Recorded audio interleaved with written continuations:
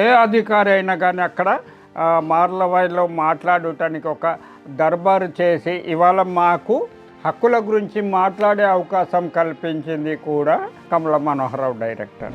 ఆ డ్రాఫ్ట్ 1956 తర్వాత ఆంధ్రప్రదేశ్లో తెలుగు సంక్షేమ భవన్లో ఉండేటువంటి ఆదివాసీ లైబ్రరీకి ఆ డ్రాఫ్ట్ రావడం వెనుక కూడా కమల మనోహర్ రావు గారి కృషి ఉన్నది. ఆ రోజుల్లోనే ట్యాంక్ కట్టించి ఇంటికి నల్లాలు కూడా పెట్టించాడు. ట్యాంక్ ఉన్నది, నడుస్తూనే ఉన్నది. ఇప్పుడు అదే ట్యాంక్ ఇప్పటికీ నడుస్తూనే ఉన్నది సార్.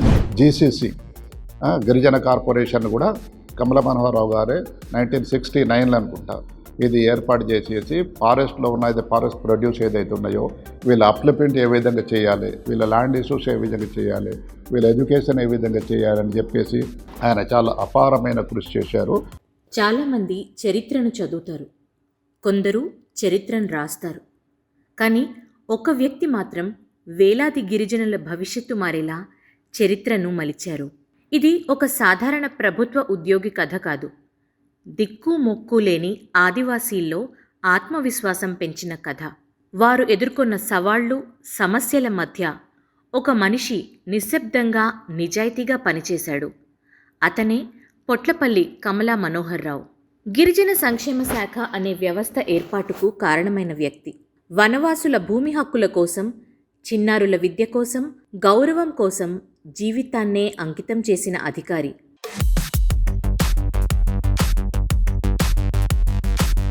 కమలా మనోహర్ రావు ఆలోచనలకు అధ్యయనం చేసిన వారు, ఆయన వేసిన బాటలో నడుస్తున్నవారు ఏమంటారో తెలుసా? నేను కోవా మనోహర్, రిటైర్డ్ తహసీల్దార్. నేను దీపాయగూడ గ్రామము, జైనద్ మండల్, ఆదిలాబాద్ డిస్టిక్కు చెందిన ఆదివాసీ ప్రధాన్ కమ్యూనిటీకి చెందిన వాళ్ళను. మరి ప్రీవియస్లీ అక్కడ ఎడ్యుకేషన్ ఫెసిలిటీస్ ఏం లేకుండే, లైట్స్ లేకుండే, ఏం లేకుండే. అట్టి పరిస్థితిలో అక్కడ ఫైనాన్షియల్ పొజిషన్ కూడా చాలా గ్రిమ్ ఉండే. అయితే అప్పటికి మళ్ళా మాకు తెలిసింది మా గ్రామంలో మనోహర్ రావు గారు వచ్చారని, ఈ డైరెక్టర్ అని వచ్చారు అని తెలిసింది. ఆ సమయంలోనే హాస్టల్లో జాయిన్ అయినాము. దాని తర్వాత డైరెక్టర్ గారు వచ్చారు. వస్తే ఆయన ఏంటంటే he has done work for the welfare of Adivasis, all varieties of 9 తెగలు ఆదివాసీస్ కొరకు చాలా కృషి చేశారు. మార్లవాయి వెళ్ళిపోయిన తర్వాత అక్కడ స్థిరపడి ఒక్కొక్క గ్రామానికి మా ఆదివాసుల వేషాలు వేసుకొని ఎట్లుంటారు వాళ్ళతోటి ఎక్స్చేంజ్ చేస్తూ కొంత కోండి భాష, మరాఠీ భాష నేర్చుకున్నారు. దాని తర్వాత ఈ ఆదివాసీస్కు ఏ అన్యాయం జరిగింది, ఏం డెవలప్మెంట్ కావాలా అది రిపోర్ట్ రాసుకొని తీసుకువెళ్ళారు. వెళ్ళి దాంట్లో ఏమేమి ప్రపోజ్ చేశారంటే ఇండ్లు లేవు, తర్వాత భూములు పట్టాలు కాలేవు, తర్వాత పశువులు లేవు, ఉండటానికి ఇండ్లు కూడా సరిగ్గా లేవు, ఈ గ్రాస్ రూట్స్ ఉండే గ్రాస్ థ్యాచ్డ్ హౌజెస్. అయితే అటువంటి పరిస్థితులు రాసిన తర్వాత మళ్ళీ అక్కడ నుంచి ఆయన గవర్నమెంట్కు రిపోర్ట్ సబ్మిట్ చేశారు. అప్పుడు సోషల్ సర్వీస్ ఆఫీస్ అని, social welfare office for social work of all the Adivasis including others కూడా అప్పుడు శాంక్షన్ అయితే ఆయన గవర్నమెంట్ ఏం ఆర్డర్ ఇచ్చిందంటే ఆన్ ది స్పాట్ పట్టాలు ఇవ్వాలి, ఎంత దున్నుకున్నా అన్ని ఎకరాలు ఇవ్వాలి. ఇప్పటిలాగా 5 ఎకరాలు అట్లా లేదు, ఎంత ఉంటే అంత ఇవ్వాలి ఆన్ ది స్పాట్. ఇల్లు లేని వాళ్ళకు జింక్ షెడ్స్ వేయించారు. తర్వాత ఎడ్ల జతలు ఇప్పించారు. అవన్నీ చేసిన తర్వాత ముఖ్యమైనది ఆలోచించింది ఏంటంటే చదువు లేదు. అయితే చదువు కొరకు ఆయన ఒక ప్లాన్ చేసి 2 స్కూల్స్, ట్రైనింగ్ స్కూల్స్ ఆ సమయంలో శాంక్షన్ చేశారు. ఒకటి గిన్నెధరి ఆసిఫాబాద్, ఇక్కడ మన మార్లవాయి పుట్నూరులో. అయితే అప్పుడేంటంటే ఏం చదువుకు రాని వాళ్ళకు కూడా అక్కడ అడ్మిట్ చేసి అక్కడ 30 ఇక్కడ 30 అంటే స్టూడెంట్స్ అనుకోండి, ఆ టైంలో స్టూడెంట్స్ కారు కానీ వాళ్ళకు చదివి నేర్పించిన తర్వాత ట్రైనింగ్ ఇచ్చి వాళ్ళకు టీచర్స్గా పోస్టింగ్ ఇచ్చారు. ఏదైతే రాయ్ సెంటర్లలో మాట్లాడింది పూర్తిగా ప్రభుత్వం దృష్టికి తీసుకురాపోవాలి అని అంటే ఇది కేసలాపూర్లో ఒకటి నాగోబా దర్బార్ అని ఏర్పాటు చేసింది. అక్కడ ప్రభుత్వ పరంగా అక్కడ గవర్నర్ల వరకు, తర్వాత ఏదైతే మన సెంట్రల్ నుంచి కానీ ఏ అధికారి అయినా కానీ అక్కడ మార్లవాయిలో మాట్లాడటానికి ఒక దర్బారు చేసి ఇవాళ మాకు హక్కుల గురించి మాట్లాడే అవకాశం కల్పించింది కూడా కమల మనోహర్ రావు డైరెక్టర్. తెలంగాణలోని అశ్వారావుపల్లి అనే ఆకుపచ్చని గ్రామంలో 1919 డిసెంబర్ 20న జన్మించారు పొట్లపల్లి కమల మనోహర్ రావు. ఉస్మానియా యూనివర్సిటీలో ఆంథ్రోపాలజీలో పోస్ట్ గ్రాడ్యుయేషన్ చేశారు. కమల మనోహర్ గారును మరియు ఐమండర్ గారును చూసిన మన పెద్దలు మాట్లాడేటప్పుడు చూసిన కానీ ఆయనతోని నేను మాట్లాడలేదు. ఎందుకంటే అంత జ్ఞానం లేదు మా కులాములో కానీ కులవార్లో కానీ. కాకపోతే మీ పెద్ద మనుషులు మాట్లాడేటప్పుడు పక్కకు ఉండి చూసిన విన్నా. ఇది ఆయన ఏం చేస్తారని విన్నారు మీరు? గిరిజనుల కోసం ఏం చేస్తారు? గిరిజనుల గురించి ప్రత్యేకంగా సెంటర్ ప్రభుత్వం గవర్నమెంటు పంపింది. ఈ మన ఆదిలాబాదు జిల్లాలో ఎక్కువ శాతము ఆదివాసులే ఉన్నారు కాబట్టి అక్కడ మరి చాలా జరుగుతున్నాయి. వాళ్ళని కొంచెము డెవలప్మెంట్ చేయాలనే ఉద్దేశంతో పంపితే ఈ కమల మనోహర్ డైరెక్టర్ గారు మరియు ఐమండర్ గారు వచ్చి కొన్ని ప్రాంతాలల్లో ఇంతకుముందు చెప్పిన ప్రాంతాలల్లో ఈ రాయ సెంటర్స్ నిర్మాణం చేస్తూ అక్కడక్కడ ఈ రాయని పిలిపించి ఆదివాసులకు కొంత అవగాహన కల్పించి మరియు ఆయన ఐమండర్ గారి ఆధ్వర్యంలో 1949-50లో అందరికీ అది 1 ఎకరం అక్కడ జాగ మీద ఉన్నా కానీ 15 ఎకరాల పట్టా సర్టిఫికెట్ ఇచ్చేసింది. ఈ కమల మనోహర్ రావు ఆయనే మమ్మల్ని చదివించినోడు సార్. ఆయన నాకు తెలివి ఉన్నప్పుడు 5వ తరగతిలో గోకరామలింగం హాస్టల్ జనగాంలో ఉండే అందులో అందరి తోలిండు సార్. రఘునాథపల్లి వాళ్ళను, ఎల్లి వాళ్ళను, నిడిగొండ వాళ్ళను, తర్వాత ఇది బాణాజ్పేట అక్కడ సైడ్ మొత్తం వాళ్ళను ఎవరైతే ఇంటికి బీద పిల్లలు చదువుతుండ్రో వాళ్ళందరినీ తీసుకొచ్చి హాస్టల్ వేసాడు sir. Jangaon hostel, Gokaramalingam hostel జనగాంలో. అందులో చదువుకుని బుద్ధిమంది టీచర్లు కూడా అయినారు సార్. చాలామంది బాగుపడరు. ఇక అట్లా మా ఊర్లోనే 5-6 మంది వెళ్ళినారు సార్. ఈ రోనాథపల్లిలో 20 మంది దాకా అక్కడ కూడా వెళ్ళారు. నిడిగొండలో 10-15 మంది వెళ్ళారు. తర్వాత అక్కడ ఏదో చిన్న ఊర్లు ఉన్నాయి సార్ 2, నారాయణపురమో ఏదో ఉన్నది. అక్కడ కూడా చదువుకుని బుద్ధిమంతులైనరు, టీచర్లు అయినరు, తర్వాత ఇంజనీర్లు అయినరు. సింగిల్ విండో పరిపాలన అనే విధానం అందరికంటే ముందుగా ప్రవేశపెట్టారు.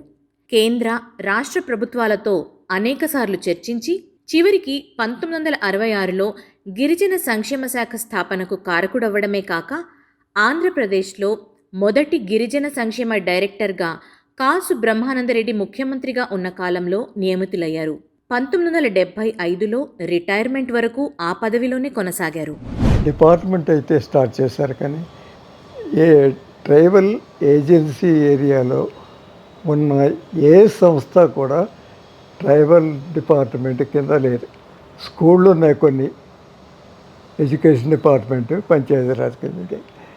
యానిమల్ హస్బెండరీ ఉండేది, యానిమల్ హస్బెండరీ డిపార్ట్మెంట్లో ఉండేది.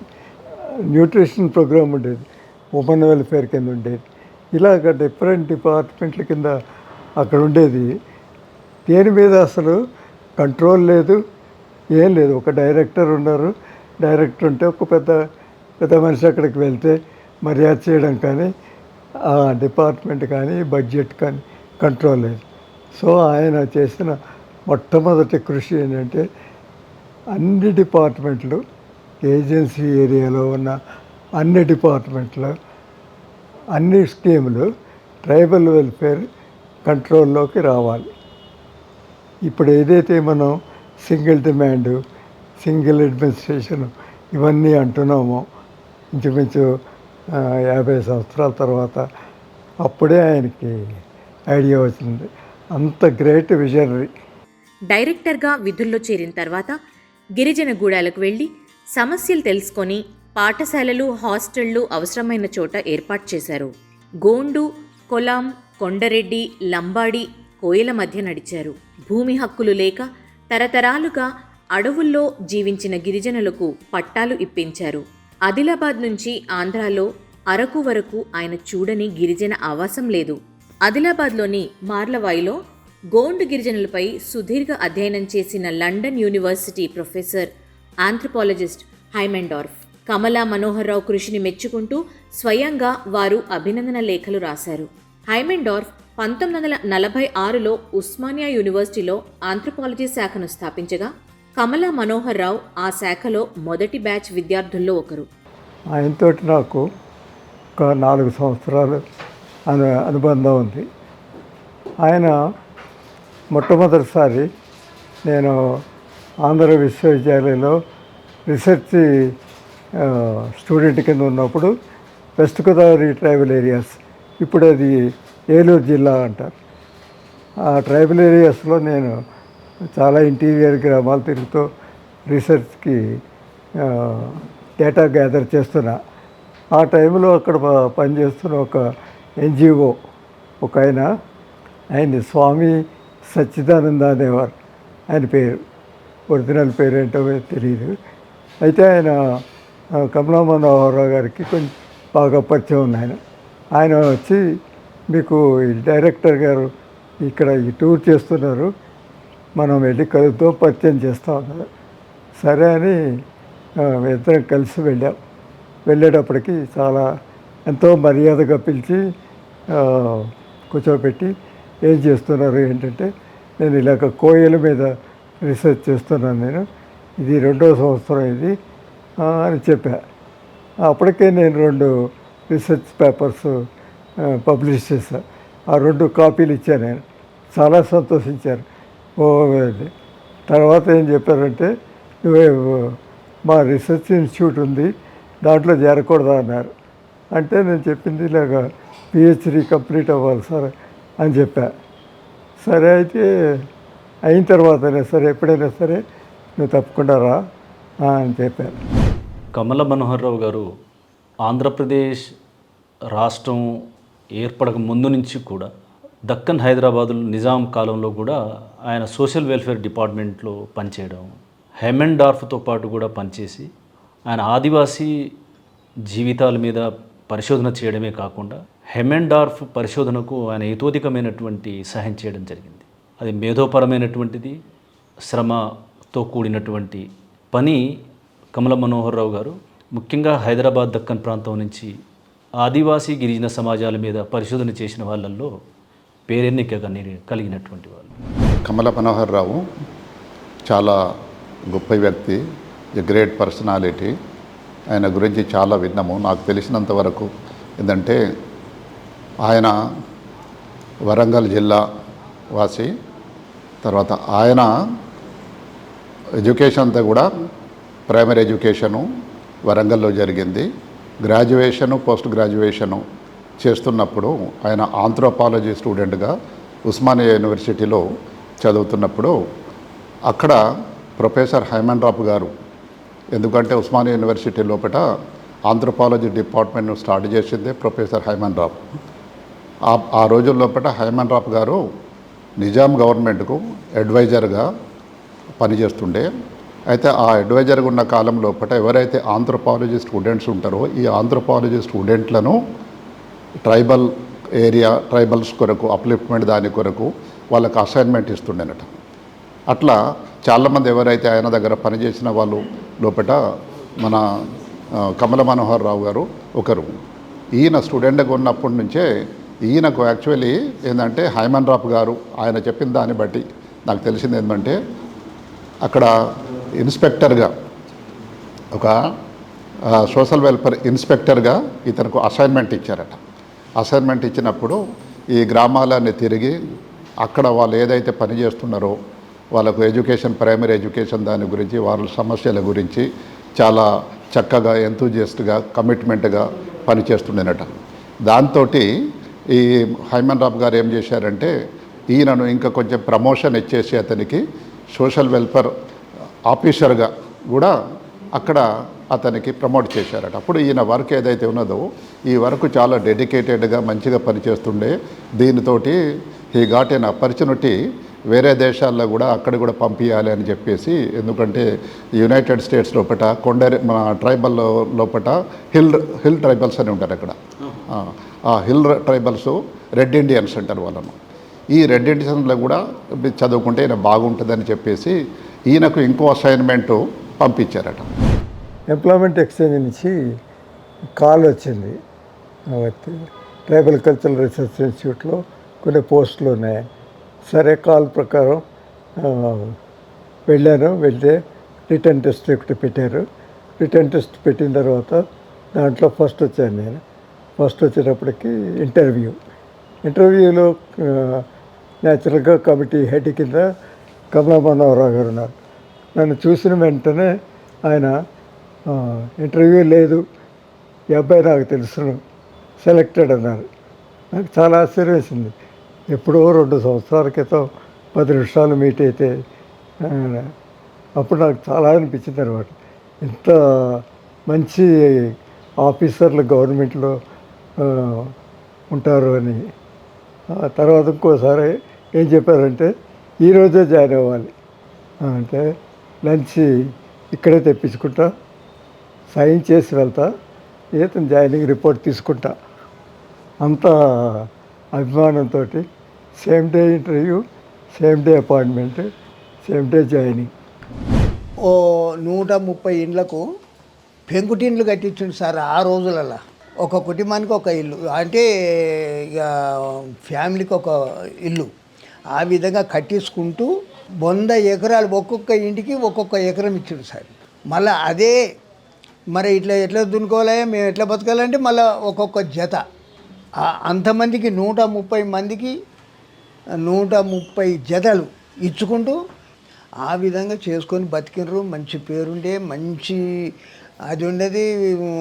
ఇట్లా ఎస్సీ వాళ్ళంటే ఆ రోజులలో దూరం జర హీనంగా చూసేవాళ్ళు సార్. ఆయన భుజాల మీద చేసుకొని ఆప్యాయతగా ఆయన మంచి దయగలవాడు సార్. కమలా మనోహర్రావు ప్రధాన సేవల్లో విశిష్టమైనది వరంగల్ జిల్లాలో మహబూబాబాద్, నర్సంపేట, ములుగులో నిరుపేద ఎస్సీ ఎస్టీలకు 40,000 ఎకరాల భూమిని కేటాయించి గృహ నివాస కాలనీలు, వాటర్ ట్యాంకులు ఏర్పాటు చేశారు. గిరిజనుల జీవన విధానంపై ఆయన చేసిన పరిశోధనలు, రాసిన పుస్తకాలు ఈనాటికి పరిశోధకులకు మార్గదర్శకాలు. 1968లో తూర్పు కనుమల్లోని అరకు సమీపంలోని మాడగడ అనే గిరిజన పల్లెపై ఆయన రాసిన విశ్లేషాత్మక కేస్ స్టడీ అక్కడి అరుదైన గిరిజన జీవితాన్ని వెల్లడి చేసింది. ఈరోజు ఆ ప్రాంతం అద్భుతమైన పర్యాటక కేంద్రంగా మారి పర్యాటకులకు విశేషంగా ఆకట్టుకుంటున్నది. 1975లో పదవీ విరమణ చేసినప్పటికీ ఆయన ఆదివాసీ అధ్యయనం ఆగలేదు, ఆలోచన ఆగలేదు.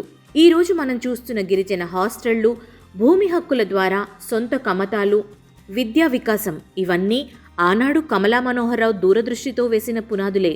ఆదిలాబాదు, వరంగల్ కాకుండా విజయనగరము, విశాఖపట్నం ఆ ప్రాంతంలో కూడా ఉన్న ట్రైబల్స్ల గురించి కూడా ఆయన విశేషమైన కృషి చేసేసి ఆయన రిటైర్మెంట్ అయ్యేంత వరకు కూడా చాలా ట్రైబల్స్ కొరకు చాలా పనిచేశారు. కమలా మనోహర్ రావు గారు ఏదైతే ఉండేనో ఆదిలాబాద్ నుంచి మొదలు పెడితే శ్రీకాకుళం వరకు ఉన్న ట్రైబల్ విలేజెస్ అన్నీ కూడా మొత్తం ఆయన స్టడీ చేసేసి డాక్యుమెంటేషన్ చేసి గవర్నమెంట్కు ఆ ప్రపోజల్సే చాలా రాబోయే కాలం లోపల వీళ్ళకి ఏమేమి చేయాలి, అప్లిప్మెంట్ చేయడానికి కొత్త కొత్త పథకాలు ఇవన్నీ కూడా పునాది వేసి పునాది రాళ్ళుగా ట్రైబల్ వెల్ఫేర్ డిపార్ట్మెంట్ లోపల వాళ్ళు మిగిలిపోయారు. చిట్టి ఆయన రిటైర్మెంట్ అయిపోయిన తర్వాత కూడా ట్రైబల్స్ గురించి మాకు చాలామంది చెప్తుండే. మాకు ప్రొఫెసరు హైమన్ రాఫ్ వచ్చినప్పుడల్లా పాత ఎవరైతే ఉన్నారో నేను ఆయనను చూడలేకపోయినా కానీ ఆయన గురించి విన్నా. అదేవిధంగా సేతు మాధవరావు, తర్వాత రవీంద్రనాథ్ ప్రతాప్, ఇప్పుడు హైమన్ రాఫ్ కూడా ఆయన వచ్చినప్పుడల్లా ఈ ఏదైతే ఐటీడీఏలలో పనిచేసే ఆఫీసర్లందరినీ కూడా చూసి ట్రైబల్స్కి ఏమేమి కొత్త కొత్త పథకాలు ఏమేమి చేయాలి అనేది చేయటం జరిగింది. వ్యక్తిత్వం కూడా చాలా గొప్పది. ఎంత ఇదంటే ఒక స్నేహితుడు, అన్నగారు కూడా కాదు, ఆఫీసర్ కూడా కాదు, ఒక స్నేహితుడు మాట్లాడినట్టు మాట్లాడేవారు. అరే అనేవారు, అరే అని పిలిచేవారు. అరే అరే ఏంట్రా అలాగను అనేవారు. అది తర్వాత కొంచెం ఇంకా జోకులర్గా ఎవడైనా పక్క నుంచి వెళ్తూ నమస్కారం సార్ అంటే, అరే వీడియోలో గుర్తుపెట్టండి అంటాడు. అంత జోవియల్గాను ఉండేవారు. వర్క్ దగ్గరికి వచ్చేటప్పటికి మాత్రం చాలా స్పెసిఫిక్. ఆయనకి రెండు అడ్వాంటేజ్లు నేను చూస్తాను. ఒకటి, హ్యామండార్ఫ్ గారు అని ఒక యాంథ్రపాలజిస్ట్, ఆయన ఆదిలాబాద్లోను దాంట్లో చేశారు. నిజాం గవర్నమెంట్కి అడ్వైజర్ కింద ఉండేవారు. ఆయన సమయంలో యాంథ్రపాలజీ డిపార్ట్మెంట్ ఒకటి ఉస్మానియా యూనివర్సిటీలో స్టార్ట్ చేశారు.